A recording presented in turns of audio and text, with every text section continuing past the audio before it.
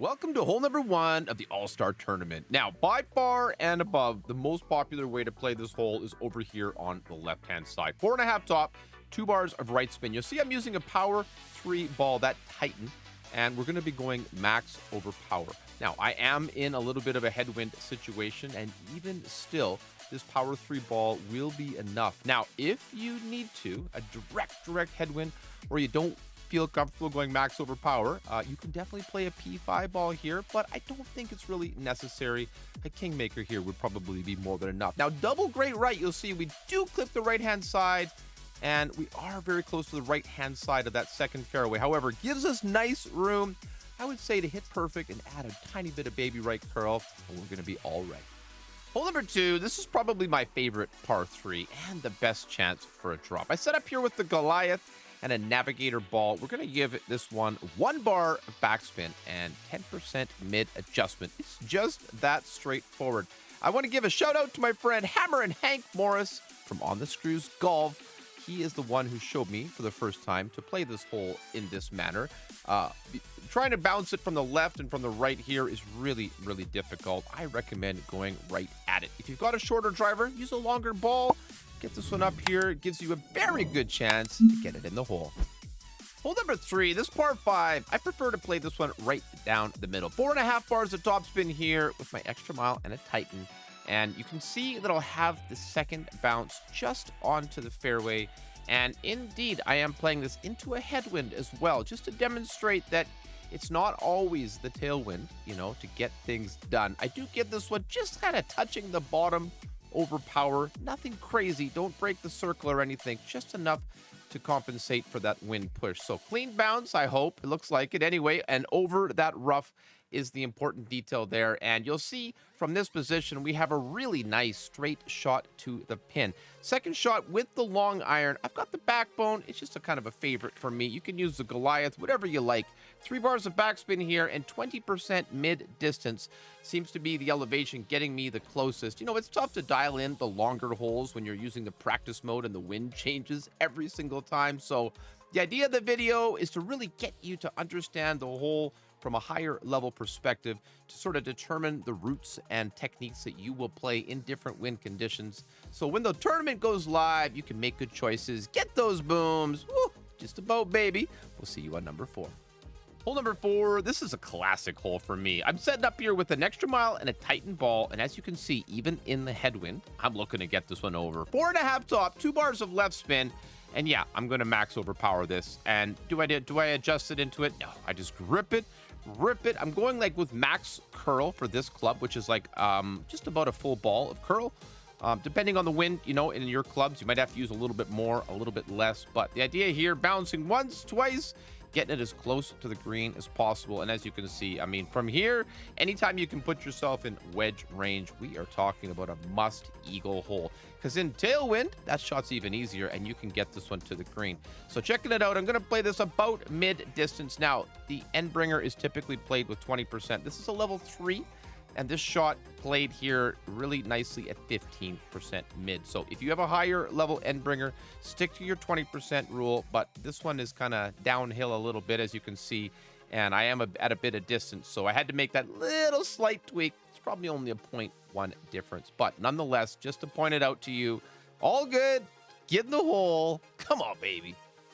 Hole number 5, once again with the extra mile and the Titan ball. You see here, I'm only using 2 bars of left spin. I actually could have used a ball of backspin. I've got the red ring near the left rough and the blue ring just about touching on the right-hand side.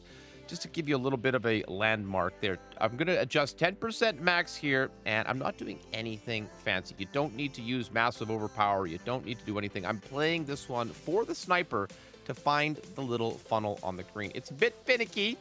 Probably going to drop it in practice. I hope you get it live. But you don't need to go any further than this. You're going to see the second shot here gives us a very nice chance. 2 bars of backspin. 1 bar of left spin here. Notice where the second bounce is. It's just before the fringe. And I do use kind of the right side of the funnel. I kind of wiggled it left, wiggled it right, and we're sticking kind of to the right side of it. 2 back, 1 left with the tailwind here. And this one gives you a very good look at that albatross. If you can get this Albie, there's lots of drops in this tournament, guys. I know the last couple of courses have been pretty tough. I'm going to say there's a lot more opportunities here, with Juniper Point and Santa Ventura. So all in good fun. I like these courses a lot. I think it's going to make for a good stream, a good tournament, and I hope you get some good results. The par 3 sixth hole, playing this with a no moving target. So you see, I'm not moving my landing position at all.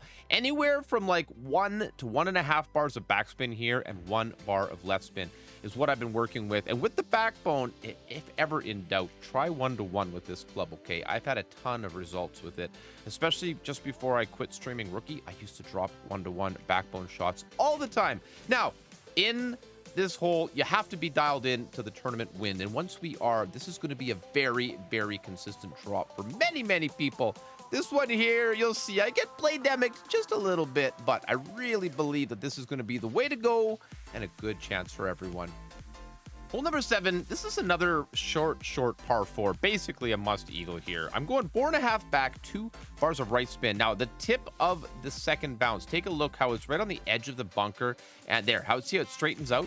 Try to find that exact landing position, and this one will give you a very, very good chance. I pulled this one 10% max, and I'm going to use about 3/4 of a ball of right curl. Again, this is with a left to right wind. If we had a right to left or yada yada, you're going to have to tweak it a little bit, but I think this is going to give us a very, very good chance to get it to the green. You can see very nicely the path of ball travel there, but like that, it's going to go very close here.